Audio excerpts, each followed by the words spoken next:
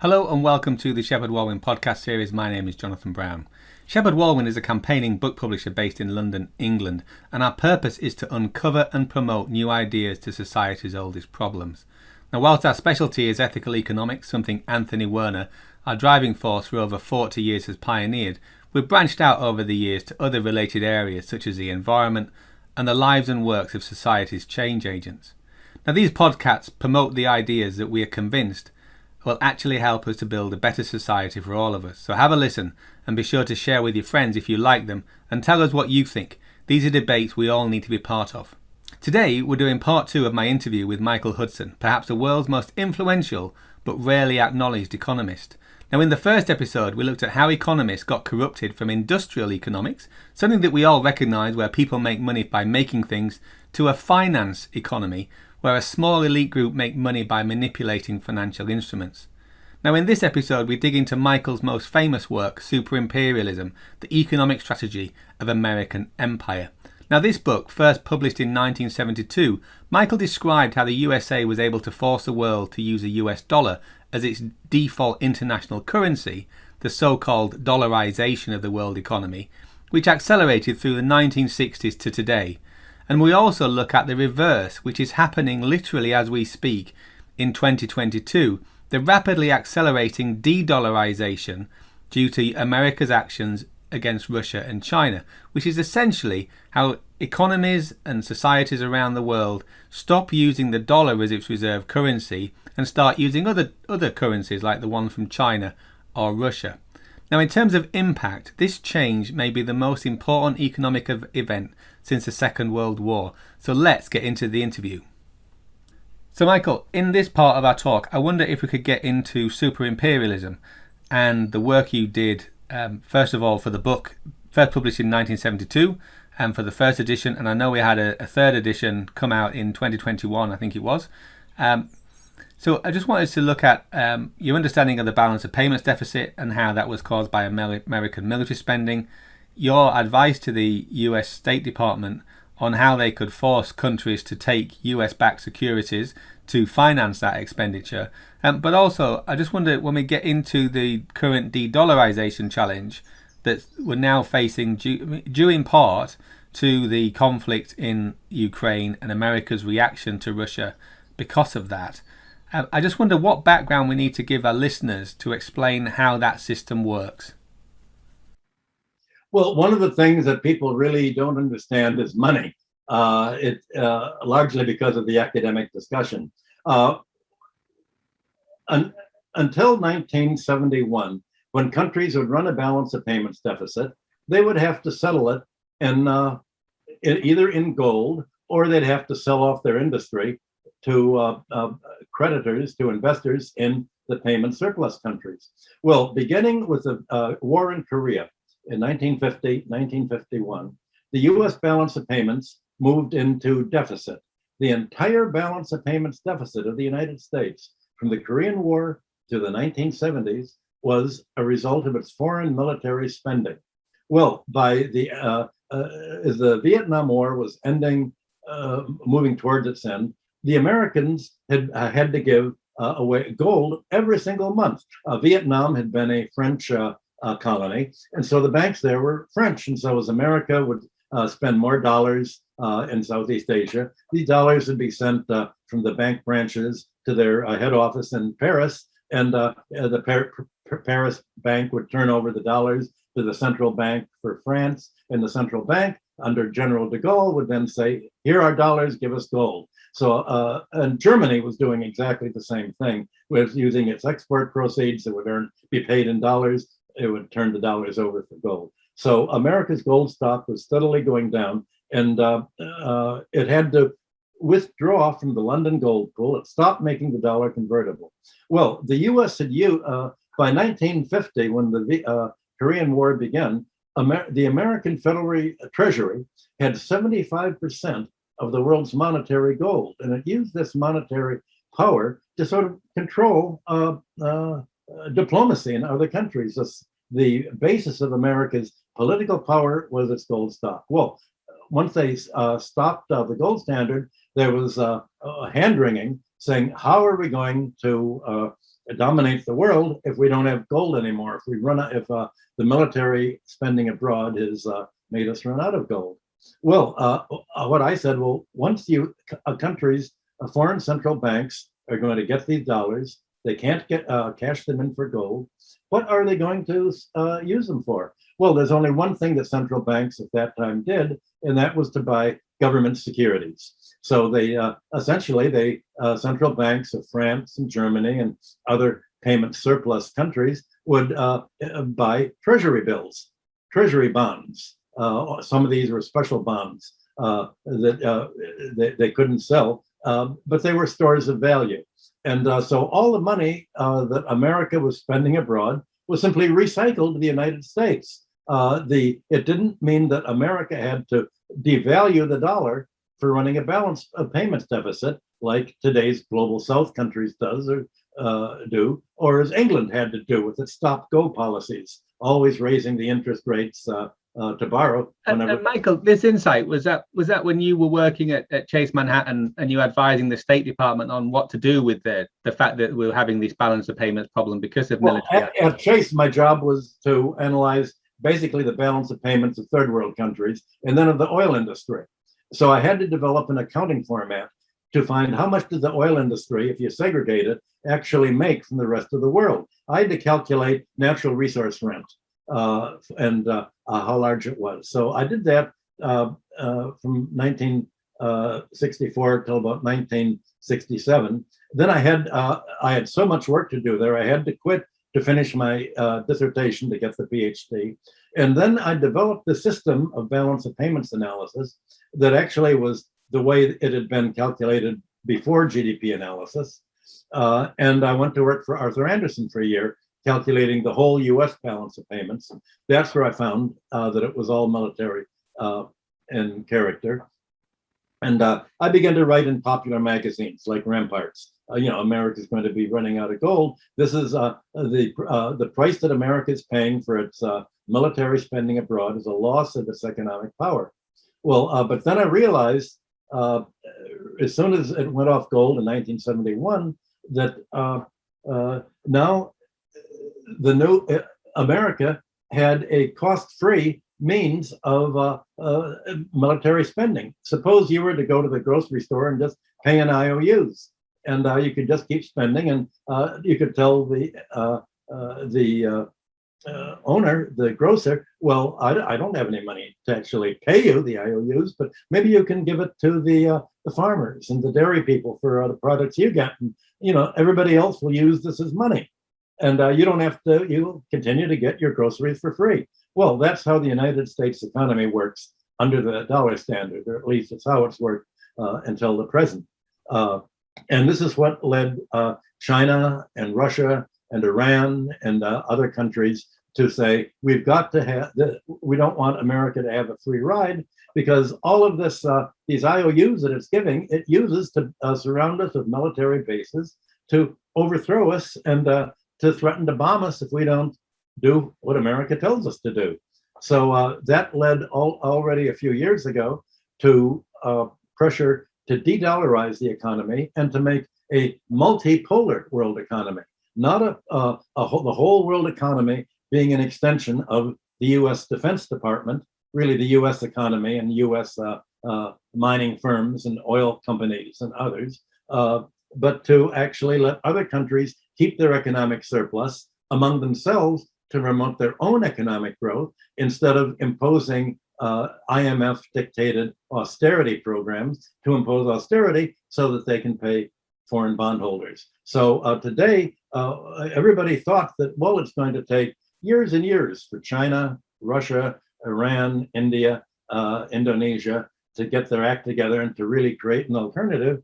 But this year, the Biden administration himself has, thank God for the world, and destroyed America's free lunch. First, he grabbed Venezuela's foreign exchange. Then he grabbed all of the foreign exchange of Afghanistan, just confiscated it. And then a month ago, he confiscated $300 billion of Russia's foreign exchange and said, well, if you've lent money to the US, we can grab whatever we want because we get to dictate to you who will be your president. We are the one democracy in the world. Democracy means America's military gets to appoint your president. And so we don't like the person you've voted in as president for Venezuela. We're going to hire this little nitwit that we bought out, Guaido, and we're going to appoint him president. And we're going to take away all of your gold and we're going to give it to the person that we, America, as the bastion of democracy, says should be president, so that he can spend it on hiring terrorist groups to kill all of you land reformers, to kill your labor leaders, to finance a neo-Nazi takeover there, just like we did in Chile under Pinochet, and just like we've done in Ukraine with funding the neo-Nazis to fight against the Russians there. So this has essentially shocked the rest of the world. Nobody assumed or believed that countries would actually grab other countries' financial savings. If you go back to the wars in the 19th century, the Crimean War and the other wars, it was pretty much of a war-free period under the Victorian era. But even when there were wars, countries would continue to pay their foreign debts and the financial obligations. All of this was ended by President Biden, who said, we are rejecting the international rule of law. We have a rules-based order. We can make up the rules. Number one, we are exempt from the rules. Only you have to follow them. Number two, the rules are whatever we say. And this is done what China, Russia, India would have taken years to develop by themselves. It's impelled them to create a new economic order independently of the United States and Europe, which is is a satellite currency of the United States. So Michael, this crazy situation that we've got is that to recognize that even if you have deposits in a bank, the deposits don't really belong to you, which used to be respected. Well, they do belong to you, but they can be stolen. So they're kind of mine, but not, right? And so to give people a local analogy, what's gone on is if I annoyed the wrong person at home in my hometown, for example, my local mayor or my local MP, then I could have my car impounded or even my house confiscated, which is essentially what's happened to the Russian oligarchs. Now, I'm not saying that the oligarchs deserve their $500 million yacht. I suspect they didn't, but it was technically theirs. And the America is showing everyone that if you piss them off, then they will take your resources, which is what's happened throughout time, right? And the British did it. And we appropriated resources and stole stuff from other nations. And if we want the best examples of that, we can go to the very beautiful British Museum and see all the artifacts we've appropriated, one of which was the priceless Rosetta Stone, which I know you write about. So we've got this situation now with the Americans declaring the most profound economic war on Russia and threatening China that they can do the same to them. So what's your take on the economic impact and reactions to the conflict in the Ukraine? Well, Europe has committed economic suicide. The United States asked it to essentially asked its leaders, we have a deal for you. We'll give you a lot of money in your offshore account. We will make sure that your kids get free education in the United States, but you have to represent the United States, not Germany, not France, not other countries. And the Americans have been meddling, is the word they use, with the European politics for a year. The European politicians do not represent their own countries. They represent the American State Department and American diplomacy. And they were told, we want to make sure that we lock you into our economy. The Europeans had an idea that Americans really hated, and it was just an awful un-American idea. The Europeans, after 1991, thought that now that communism's over, now we can invest in Russia, We can make money investing there. They can sell our goods, and we can make mutual gains off each other. This drove the Americans crazy. They said, no, we want to make the money off Russia. We want our people to come in and buy the American companies. We want to essentially make sure that the rent yielding natural resources are given to kleptocrats that can only make their money by sending it abroad to England or to the United States and people in our area. So essentially, they've asked Europe to not buy Russian gas, but to spend 7 times as much on buying American liquefied natural gas and spend $5 billion on building the ports to accept this gas and go without gas for about 3 or 4 years, let their pipes freeze, stop making fertilizer, don't feed your land, take it on the chin for America. We want your standard of living is going to have to drop by 20%, but it's all for American democracy. And the European head said, that's fine. So the one thing that America said that especially Europe is, you Europeans are bothering the Americans about is you're trying to stop global warming.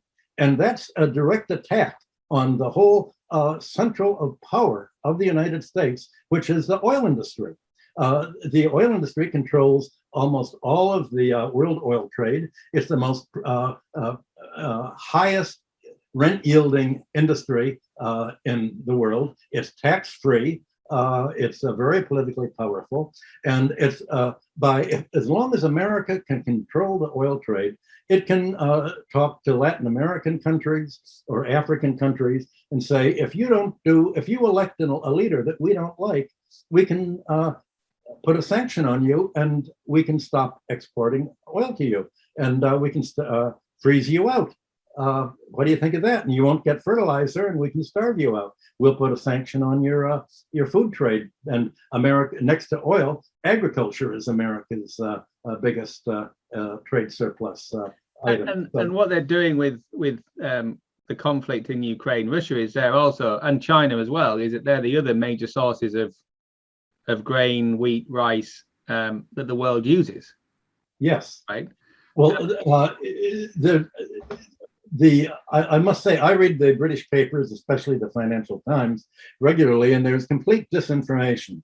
In today's paper, for instance, you had President Biden saying Putin is creating a world food shortage and famine because Ukraine can't export its grain. Well, what Ukraine did, the neo-Nazi government, at American direction, has put mines all over the Black Sea.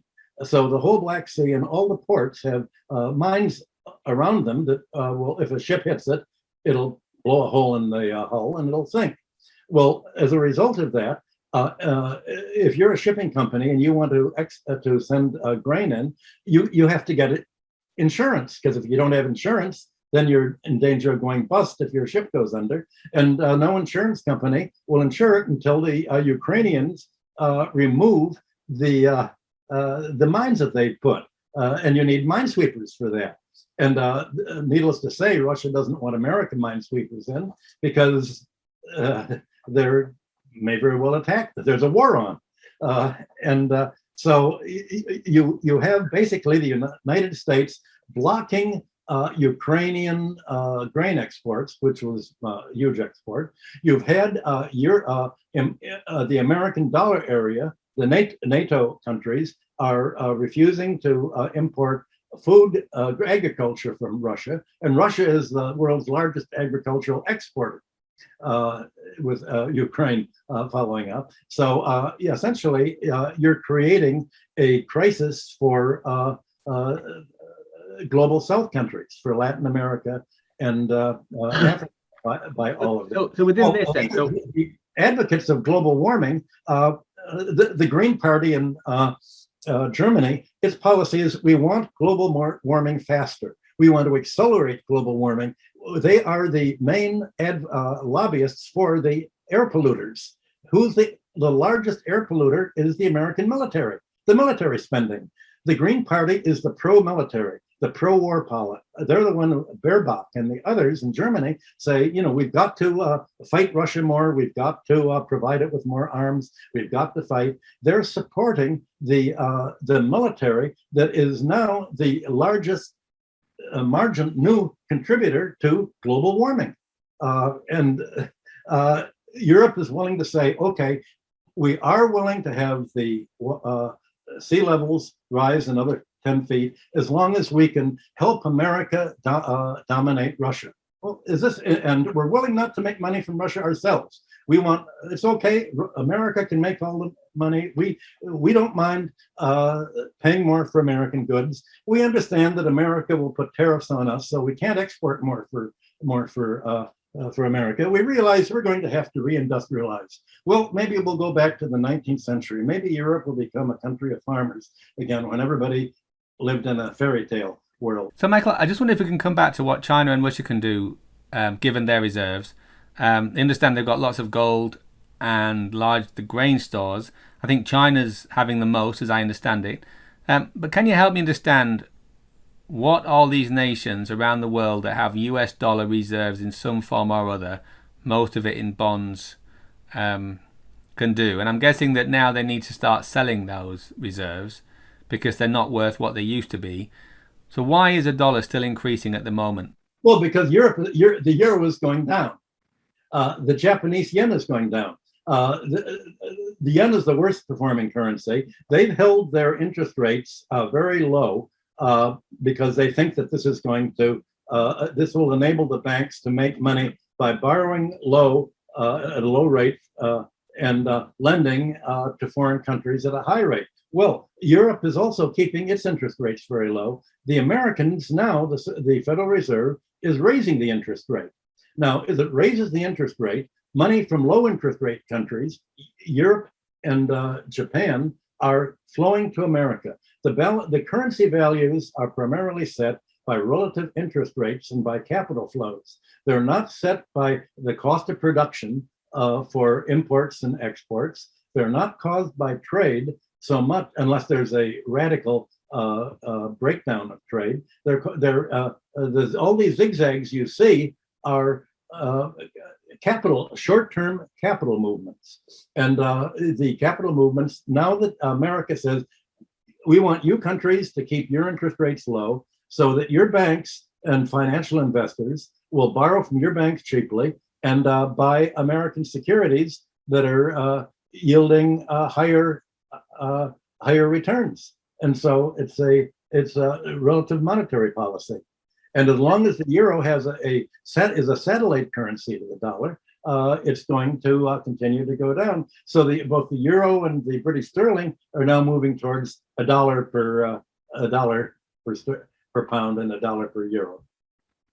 And so that's a short-term measure. The long-term measure is that countries are going to start, if they can, to sell the bonds that they've got, the US currency that they've got, for something other than US currency. So long-term, it has to come down. Is that right? Yes. And what they're going to do is they're going to hold each other's currencies. And already you have, now that Russia is denominating its exports in rubles instead of dollars, the American banks have lost the trade financing of the world oil trade and the world, certainly Russian oil trade and Russian agricultural trade. And countries will, instead of holding dollars, they'll hold ruble reserves to stabilize their currencies vis-a-vis the ruble. China's holding ruble reserves. The ruble's holding Chinese yen reserves. And the balance will be held more and more in gold and some kind of assets without a liability attached to them. And much of what they get internationally, I think the logical direction in which this is moving is that the non-dollar countries will create their own international monetary fund version, their own World Bank, their own trade organization, and there will be one set of trade and financial and development organizations and military organizations in the U.S. And Europe, the NATO, the white countries, and another set of relations in the non-white countries, countries that where they're actually developing, while America and Europe shrink and shrink and shrink. So your assessment then, what's your assessment of your ideas around how much gold China actually holds? Because the published numbers are really extraordinarily small, aren't they, for an economy that's so big? I don't know. Any government can hold gold not only through its own treasury, but through subordinate agencies that can hold gold. I have no idea. I haven't looked. I no longer go into the financial statistics like I used to, because it takes a whole year to do a balance sheet that is comprehensive. So all I know is that they obviously they saw what America did to Russia's dollar holdings, and they don't want the same thing done to them. Since President Biden has said China is our #1 enemy, he said we want to destroy the Russian economy, and the only once we do that, we can attack China. We want to pry them apart. So obviously, China is reading the newspapers and saying, "Well, I guess we better avoid that fate." Yeah. I mean, so the only thing, or the other thing that I find utterly remarkable, for example, is Biden in one speech says that he wants to get rid of Putin. The US Secretary of State Blinken says that he wants to arm Taiwan. If I ran China and I said I wanted to arm Mexico, or if anyone in South America wants any weapons, my door is open to you, I would expect the Americans to be extremely upset with that, because I'm breaching the Monroe Doctrine. So having been in the corridors of power, can you help me understand how politicians can be so delusional to think they can say stuff like that without having a negative consequence? Well, you know who's really upset by that? The Taiwanese. They say, they want to make Taiwan into another Ukraine. If they're willing to fight to the last Taiwanese, just like Ukraine has done. They say, wait a minute, if we do, here we have two choices before us. If we do arm and get weapons that can hit China, then China is very likely to bomb us. On the other hand, I've met Taiwanese officials for 40 years. Many of them say our long-term plan, we all expect to be reintegrated. We want to be investors in China. We want a merger, but we want a merger under our terms, where we can be sort of like Hong Kong, but at least be able to have our own a merger that'll make us prosperous too. So now this choice between, do we want to follow the Americans and become the Ukraine of the Pacific, or do we want to join with China as China's growing and America shrinking? What are we going to choose? Well, you can. I would imagine that you will see a very strong, peaceful integrationist movement with China developing. Now, the Americans think that the Taiwanese must hate China because they remember that Chiang Kai-shek, massacred the communists in 1927. They're still living in the past. So what we're looking at then is, because of the actions of Joe, whoever is in charge, whether it's President Biden or other people. So no, President Biden is just the front man. They're all the front man for the faceless people in the State Department, the neocons. Basically, right. It's the neocons that are controlling things. Biden just he's always been a right wing, just a corrupt party politician, and all he does is do what he's paid to do. So he's unimaginative. He's brought in some real Russia haters. Really people who have a visceral hatred of Russia because of their family background under the czars or under Blinken always said, my family were Jewish and we lost under the czars and under Stalin. I want to kill Russia because I'm so angry at what they did to my ancestors. This is the neocon mentality in a nutshell, and it's a crazy mentality.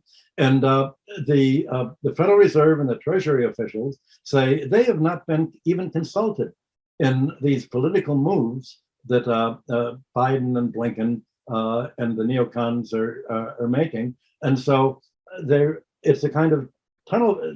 They're single-minded.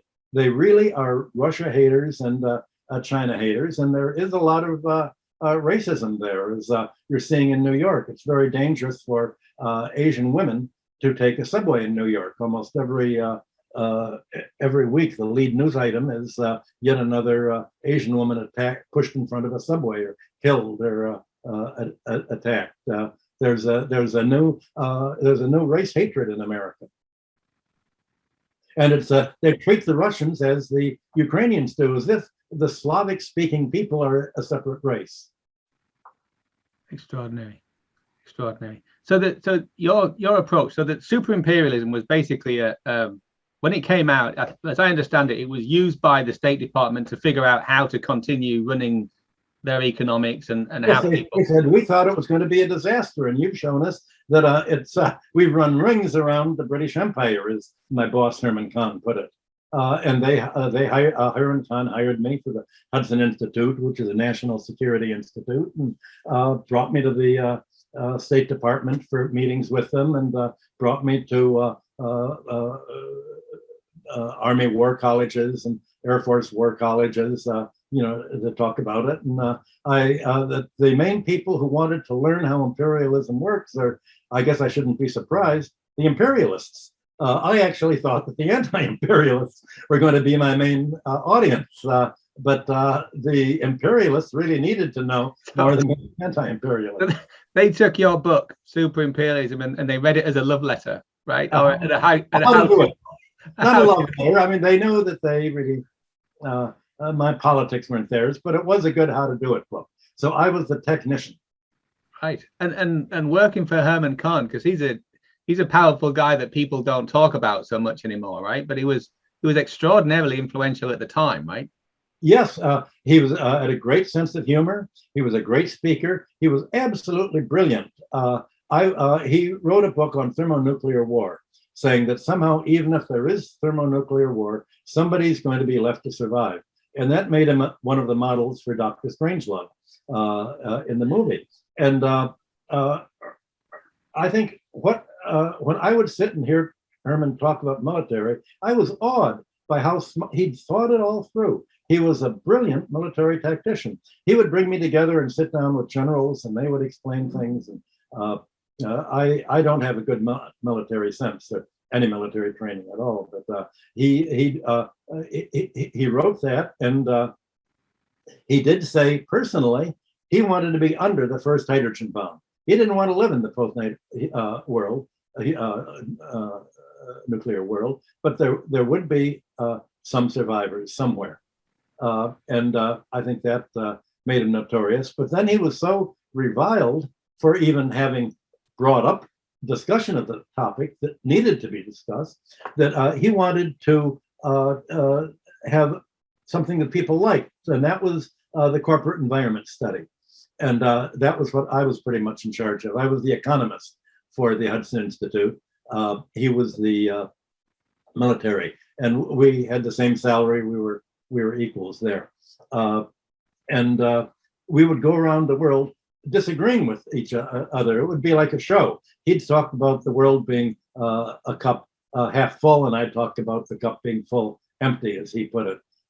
And I'd talk about the debt overhead and how debt was growing and would ultimately stifle the economy. And he'd talk about how productivity would be sufficient to pay debt, although productivity doesn't necessarily give you the money to pay the debt. And productivity does not grow exponentially as debt grows. Any rate of interest is a doubling time, and it doubles quicker than the economy can double. And this is really coming back to one of your initial questions from Terence McCarthy, which was to focus on productivity, wasn't it really? Yes, and the idea was focusing on productivity. You realize that it all comes down to labor ultimately.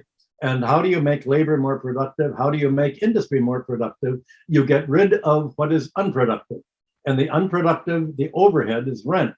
And so how much of corporate spending is just plain overhead? How much is unnecessary for corporate industry to take place? And so that grounds you back in the classical economics. And Marx is really the last great classical economist who pushed it all to the end. And his contribution was saying, just as the landlord exploits in rent, the industrial capitalist exploits labor by having charging more for the products of labor than it costs to hire labor to produce.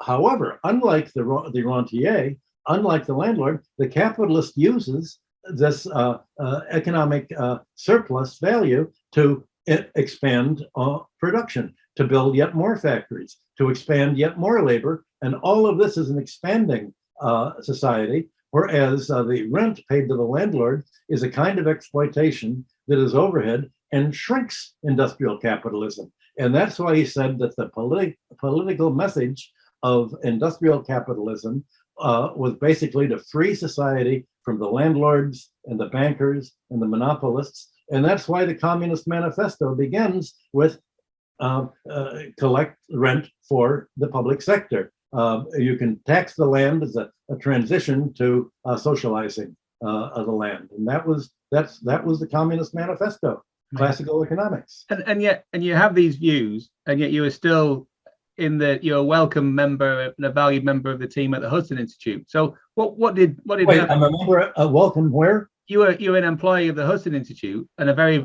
valued one. Yes, because I was explaining how the world worked. And Herman and I disagreed so much. We were friendly, genuine friends. I liked them. And we couldn't believe that the other would actually believe something so different. But we said, okay, if the arguments that we're having is the big argument that's going to determine where the economy is going. Either he's right or I'm right, but and this is like the debates between the Henry George followers and the socialists in the early 1900s. It's going to be one world or another. What is the key to analyzing the economy? Is it to focus on finance and rent, or is it to focus on technological potential? Well, my point is technological potential can be smothered by so much overhead paid to the rentier class, to the fire sector, finance, insurance, and real estate, that there's no money left to invest, and there's no money for wage earners left to spend on buying the goods and services that they produce. And yet the technology sector is, in my opinion, a new monopolist. So instead of having competition, in that sense, they're the new landowners. So Google is a spectrum landowner. So if I want to host these videos, then I've got to negotiate, or rather just accept the terms that the landowner YouTube offers. I'm posting them there, but I won't be making any money on it because I'm one of the serfs on YouTube. Well, this is the problem that China is dealing with in its own way. What do you do when Jack Ma and other IT specialists end up billionaires? Well, China did not have a monopoly, anti-monopoly group. It said, well, okay, we're going to let the 100 flowers bloom. We're going to let billionaires develop, but we're going to have them just somehow transfer their money to the government one way or another. They haven't done this in the way that the Western economies do, by an anti-monopoly tax or by the tax system, but by sort of just in a political consensus way. In the case of countries like Russia, I'm trying to get them to formalize this into a formally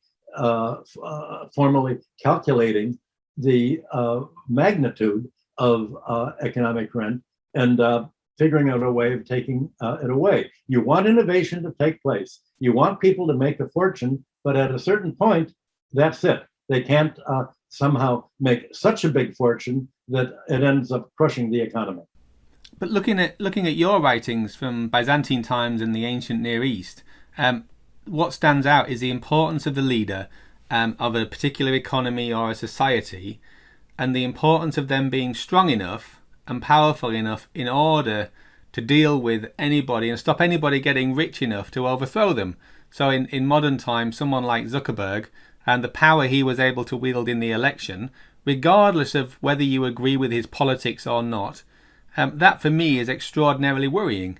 And likewise, if you look at the fight that's currently going on with Elon Musk and Twitter, what people are actually saying is we want our own people people who agree with us to control these so-called or alleged private assets, but they've actually got tremendous social power, and so there really ought to be some kind of oversight, some kind of public oversight.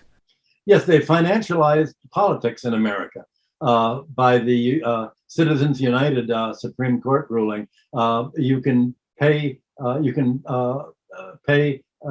anyone can contribute as much as they want if you're a corporation to politicians, and essentially you can, the rentier interests have given the pro-rentier politicians, their puppets, the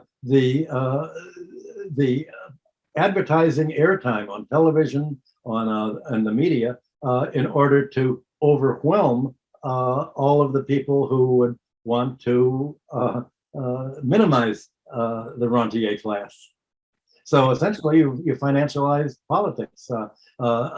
America much more than has occurred in Europe. But in Europe, it's the right wingers basically that control most of the newspaper, the press, the commercial television and media. So if the media are controlled by the right wing with their own agenda, they frame the economic issues from the vantage point of the rentier class instead of from the vantage point of how does an economy actually develop and grow wealthier in a fair manner.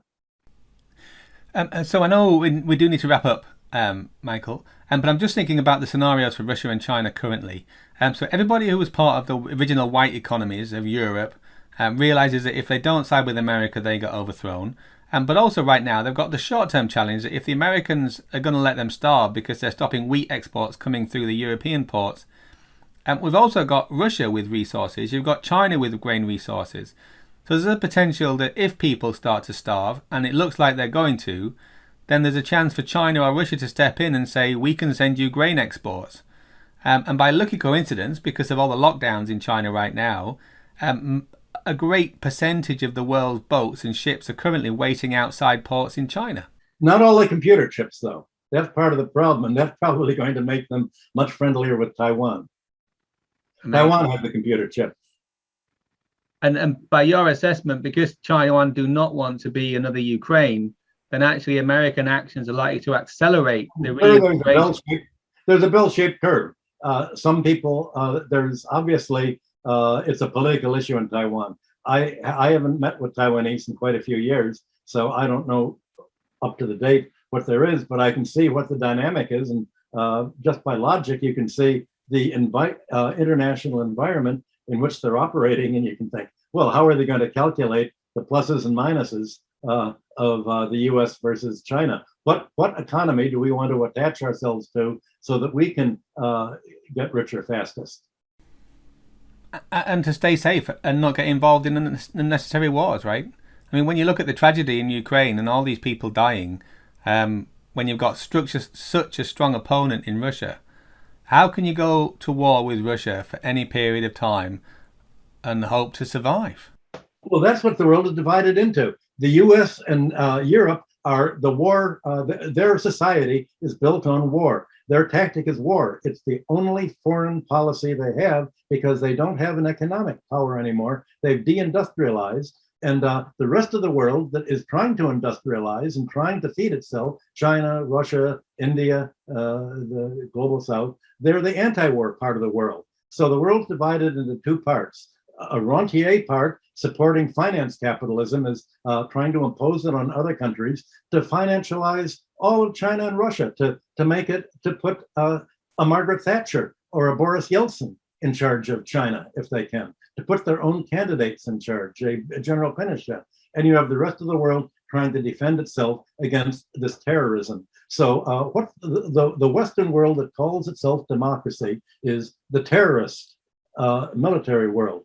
The world that it calls authoritarian is any authority strong enough to control and tax the financial interests, any economy strong enough to regulate finance and real estate and the economy is by definition authoritarian, as opposed to a democracy where Wall Street and the financial centers are the central planners. So who's going to plan society? The financial sector or the people as in China and other countries. And the people do plan in China. It's by consensus. It's a democratic country.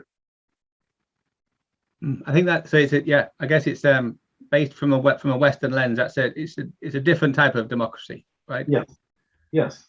But a democracy really means is the economy run to benefit the bulk of the population who happen to be wage earners? Okay. Or is it going to be for the 1%? Is the economy run on behalf of the 99% and the 1%? Well, the 99% need a strong government to run it in their own interests and cope with the counter-revolutionary policies, the neo-feudal policies of the 1%, the rentier policies. Okay, so knowing China, then, what's your take on the zero COVID policies that the Chinese authorities are implementing in some parts of the country? Well, the more I read about long COVID here, and I'm 83 years old, so I have not gone. My wife and I have not gone to a restaurant since 2020. We haven't even gone to our friend's house for dinner. We're really scared. We're isolating ourselves. China has isolated itself at great cost, but it has saved the population from not only having COVID itself as a disease, but having long COVID. And they now say that there are 1 million Americans with long COVID that they say once you have long COVID, it lowers your IQ by 10%. It's almost as dangerous as inheriting a trust fund when it comes to impairing your IQ. It's debilitating. My webmaster in Australia has COVID and his family. I mean, I'm very sympathetic with what China's doing, even though it means that I can't go to China because I'd have to be isolated in a hotel room for 2 weeks and just to give a few days meeting and then be isolated when I come back. So China's making a huge effort not to sicken its population with COVID. And now, of course, since the Russians have begun to publish all their findings of the U.S. biowarfare labs in Ukraine that were designed to spread COVID-like diseases by migrating birds and bats and man-made aircraft over Russia. Now they've reopened the question: was COVID a U.S. biowarfare from the very beginning? And the Chinese are looking at it and saying, was it engineered to work? If the Americans were trying to engineer COVID to affect mainly the Slavic population and the DNA signatures, could they have been doing the same thing against against the Asians? So all of this is suddenly opened up, and until they can settle this issue, the World Health Organization has refused to divulge any of the U.S. biowarfare efforts, and the U.S. has stonewalled all efforts to find out the biowarfare. And this is like the total deal breaker that is breaking up the rest of the world and isolating America and Europe. If America and Europe is left with its main foreign policy, biowarfare and the atomic bombs, it will NATO will be shunned by the whole civilized world. And as Rosa Luxemburg said a century ago, the choice is between socialism or barbarism, and NATO, Europe and America represent the barbarism, and the alternative is socialism, which is how the world seemed to be developing in Europe and America until World War I sort of untracked everything. And we may now finally get back on track for the rest of the world. I don't know what's going to happen to the West. Michael, as always, it's you always get more getting into your stuff than you expected. Are there any things that you'd like to say to our listeners before we finish up? I've probably said too much, and I hope you can expurgate anything that's really embarrassing. I don't know about embarrassing, but I think we might get thrown off YouTube for publishing some of your comments, so we may have to go back and review a few of them. But as always, Michael, thanks so much for your time. And what we'll do, we'll send a link to everyone to your website, and also for the new book as well, which I think and those series of lectures, when I was researching for this conversation, were the single best economic lectures I've ever listened to. Truly extraordinary levels of insight and real economics rather than theoretical or textbook stuff. So as always, from Shepheard Walwyn, thanks so much for your time and for your contribution. Thanks a lot. Thank you for listening to the Shepheard Walwyn podcast. To explore these ideas further, be sure to visit our website www.shepherdwalwyn.com and join our mailing list for news and special offers. Check out our authors and buy the books to learn more. And you can also find us on social media. Links are also on the website. And if you like the podcast, please head over to iTunes or Spotify to give us a review. It's surprisingly helpful in getting the ideas out there. So until next time, keep reading